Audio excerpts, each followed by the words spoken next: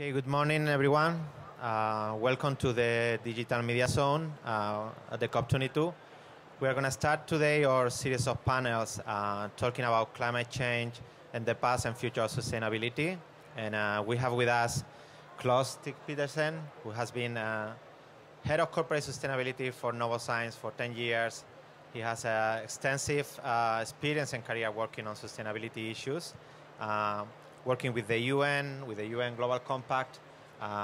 He has been named by Ban Ki-moon one of the 10 pioneers on the SDGs and sustainability integration. So we want to welcome Claus, and we are going to start talking about sustainability and the past and the future with him. Welcome, Claus. Thank you very much, Joaquin, for this nice introduction, and thank you for the opportunity here to speak today. As we talked about before we started, sustainability has been my career pathway for more than 25 years, where I've worked with this, and I've all the time been driven by creating the connection between what is the right thing to do for the world and how can business profit from doing the right things for the world. So this has brought me on a very exciting journey for the past 25 years, and what I see happening in the world right now with the global goals, the SDGs, is just amazing, and I'm happy to be here in Marrakesh to contribute to that journey even more going forward. Okay. Well, welcome, and I think it's going to be a very interesting and exciting conversation. So I would start try to understand better what is the work that you do at Novozymes. What is the work that Novozymes, a very innovative company, does in general, and then we can talk how the sustainability strategy fits into the Novozymes strategy. Yeah, thank you. I'm happy to share that. So Novozymes, the company I work for and I've been working for 10 years, is a biotechnology company. That means that we are in the business of finding solutions in nature, enzymes and microbes, and then find out how can they be applied in industry. How can they be used in industrial processes to reduce the water consumption, the energy consumption, or replace toxic chemicals? Or how can these technologies be used in products so that products become healthier or better, so that you can use the raw materials better? And today we are in more than 30 different industries. We are in textiles, we are in laundry detergents, we are in bioenergy, we are in agriculture. Many different industries where whenever the technology is used, it helps create better environmental profile, better working environment, higher efficiency of the products. So sustainability is essentially our business. So of course we are very happy to see what's going on in the world right now. We are a Danish-based company. We're headquartered in Copenhagen, and we have close to 6,500 employees around the world, in Asia, in America, North and South America, and as well in Europe. And our customers are the big consumer product manufacturers like Procter & Gamble, Unilever, Nestle, and those kind of big brands. Okay. I mean, that sounds very interesting in the sense that the outreach and the global nature of the company. Tell us a little bit more about how you have been working already on sustainability, as you mentioned, because of the nature of Novozymes, and how you have been integrating sustainability and how the new global agenda with the Sustainable Development Goals fits very well with the work that you have been doing. Yeah, happy to share that. So when I started in Novozymes 10 years ago, I arrived in a company that was in a very good shape, with very high standards in terms of environmental protection, taking good care of people, and with this wonderful technology that I just described. Focus back then on sustainability was very much what today is called CSR. So it's about keeping risks down, keeping costs under control, and making sure that you act as a responsible company. So a lot of good stuff, a very strong company with a very strong platform. But sustainability was not connected to the creation of the business. So it was keeping, you can say, order in the backyard, and everything was really good, but it was not really supporting the business. And that mission we started to focus on more strongly 9-10 years ago, and try to find out how can we use sustainability to add value to our customers. how can we, when we use sustainability to optimize our supply chain, how can this be translated into value for our customers? When we optimize our own productions and produce even more efficient solutions to our customers, how can that be translated to the customer? And how can we work with the NGO community to learn more about what do they understand and what do they accept and what do they support in terms of innovations for better environment and for better products? So we experimented a lot with sustainability in all corners of the business. To learn how can sustainability add value, how can we help the business succeed, make better things, and be stronger and more successful. And we learned a lot in those years, and we learned from our customers how this can be translated into value for them. Then when the global goal development started in Rio in 2012, we got very excited by the openness of the UN system. We joined via the Global Compact primarily and the World Business Council. We joined the working groups around this open working group to inspire and hopefully influence the development of the global goals. So we knew that there was something very, very interesting coming. Very interesting because business was included in the process, and we could see how this could be a really, really strong driver for a better world for everybody, for people and for business at the same time. So with all this insight, we were inspired, and we took this inspiration into the process of developing our new company purpose and strategy and long-term targets. And we started this work in 2014, and the draft global goals and all the work that was happening at the UN level was very inspirational for us. So in the processes we had with our executive leadership team and with vice presidents around the business, information about the global goals and what was coming was fed into these processes and formed part of the discussions and inspired in different directions. And then in January 2015, Novozymes could launch its new company purpose, new long-term targets, and new strategy. And we essentially made sustainability our company purpose because we formulated our purpose around our technology, the biological answers, and we say that the purpose of Novozymes is to use that technology to create better lives in a growing world. So focus on better lives for people in a world under growing pressure. And the key word in the purpose formulation is also the word together, because we realize that if we do not work together with a lot of other partners, we will not succeed. So, and that fits directly into our strategy that we are called Partnering for Impact. So this is an invitation to like-minded partners, to UN organizations, to business organizations, to NGOs and others that also want to create a sustainable development. This is an invitation to them to come and partner with us so that together we can move the big rocks on the road towards a sustainable future. And then very specifically, we have embraced the global goal framework. And we are very busy implementing that into our process of evaluating and prioritizing our innovations for the future. I was going to ask you about that in that very specific terms, because obviously, like, one thing is that alignment that you have with sustainability and the sustainable, and now with the Sustainable Development Goals integrating.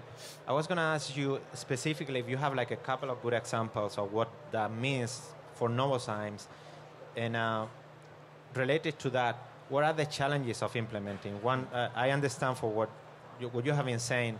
One thing is creating that framework, working with the leadership and with the partners and all the stakeholders to understand that that is to add value, and that is for the global benefit, mutual benefit in terms of the business, but also, you know, as a society. Yeah. But once you have developed that framework, once you are clear, hopefully everybody aligned on the mission. If you can illustrate with a couple of examples what that means practically, and what is the challenges when you go and try to do specific projects with that? Yeah, I'm happy to do that, but let me first share with you the change that we are trying to drive now in the company with the aligning to the global goals. and with our new company purpose and long-term strategy. So in the previous strategy period that I described, where we were looking for adding value to the customers, it was very much a question about how can we use sustainability to support the business.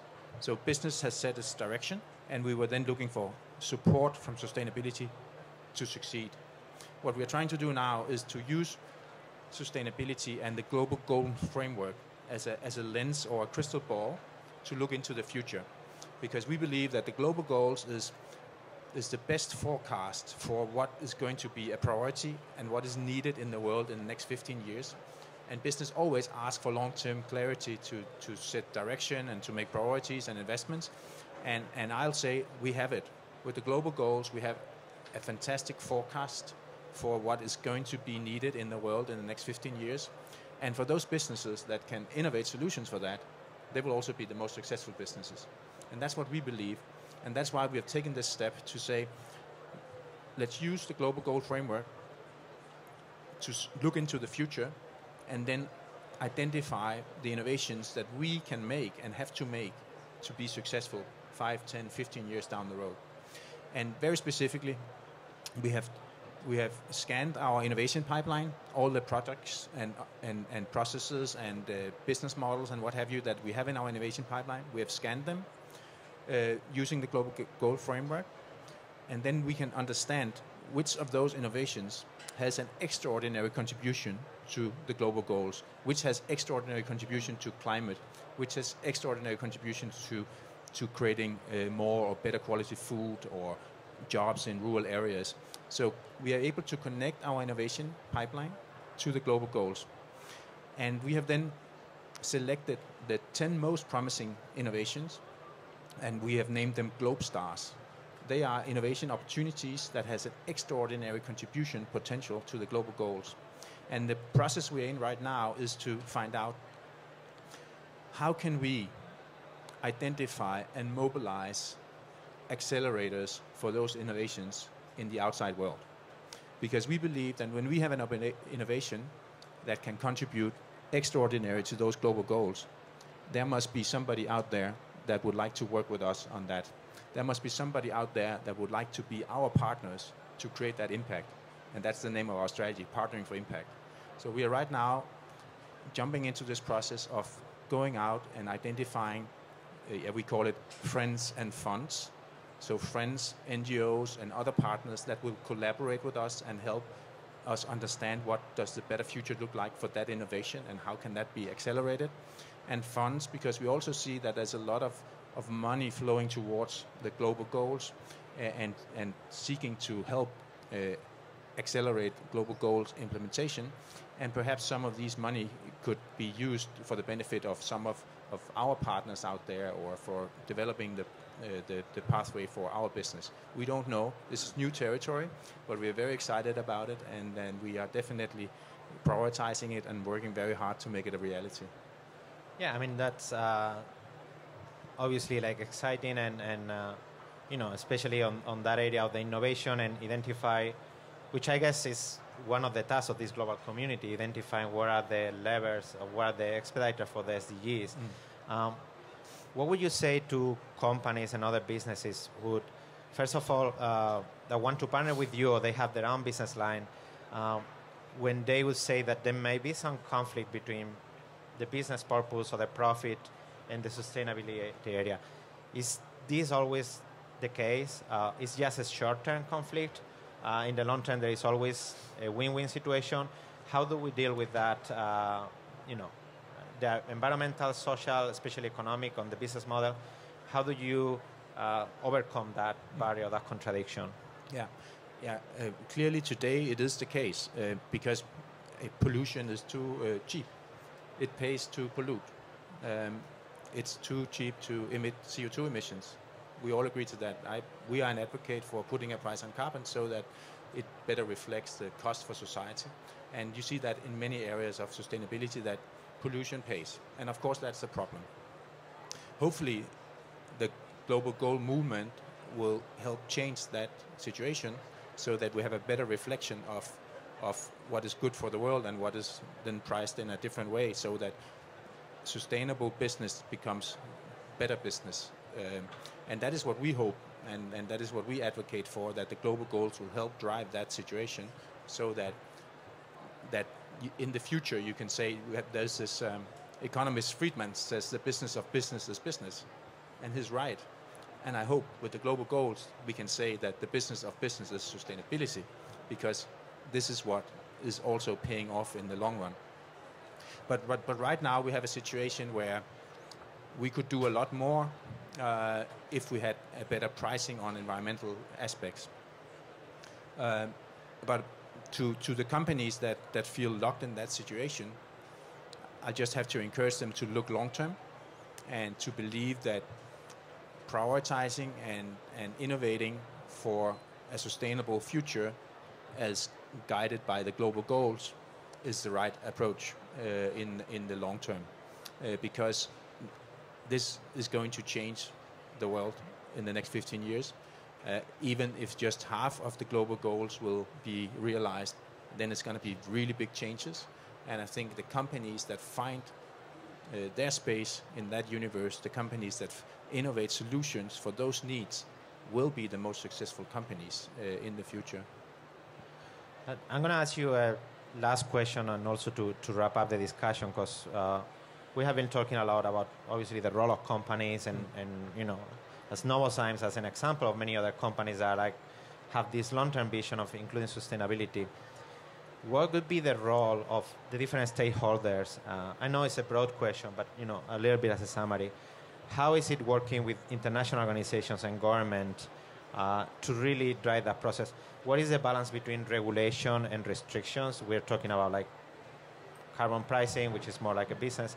What would be the balance between regulation and restriction, or the role of governments and companies going ahead and already incorporating sustainability and driving that regulation themselves? So how do you see that? How to work together with them to really to find the right balance? Because you know, at some point, if there is not enough critical mass on the business side, you are going to have to go into some kind of regulation, but that's tricky because of the global war. So how would you summarize that a little bit and your experience? Yeah, I think solutions for the world will have to come from a clever mix of the carrot and the whip, so regulations and voluntary processes. Of course, the more we can do voluntary, the better, but I'm not sure that will be enough everywhere. But I think many of the big business associations, like the International Chamber of Commerce and others, do a really great job to try to inspire businesses to go down that road. Let me mention the ICC Charter for Sustainable Development, which integrates the idea and the vision of the global goals and advises small and medium-sized enterprises all over the world to embrace this and go down this road. I think initiatives like that will help drive the voluntary process, but I don't think that will be sufficient. So a clever combination of the carrot and the whip is needed. Okay. Well, I think it has been a very interesting discussion, and obviously very encouraging and very exciting to see a global company leading that process by example. I don't know if there is any questions or any comments from the audience. Maybe give him the... Yeah. Hi, hello everyone. So basically my question has to do with sustainable production. You've spoken about the importance of having sustainability in the products that are being made. But I'm wondering also what are some of your thoughts in terms of the packaging that are used for the products that then are made, given the fact that we are such drowning ourselves in so many different unsustainable packaging methods. Yeah, thank you. The question was about how about the packaging. The products are important, but how about the packaging? And I'd like to answer your question a little generic, because I think we need to look at the whole system. And we have been using life cycle assessments for years to understand the systemic perspectives so that we can make the right decisions and the right priorities. And I think more of that thinking should be applied, because then we will understand what are the real issues and what can be done to really change the system, the whole value chain. And again, coming back to our strategic approach, the Partnering for Impact, we have to work together to solve the problems. The individual company cannot do it. Governments cannot do it. We have to partner to create those impacts that we need to make these solutions and as impactful as we need to. Yeah, thank you. Thank you. Well, I think we are going to wrap up the discussion here. We thank you, Claus, so much for his vision, for being here, sharing it with us, and we wish we can see you more in the future and see more companies like Novozymes taking this sustainability strategy. Thank you so much. Thank you for the opportunity. Thank you.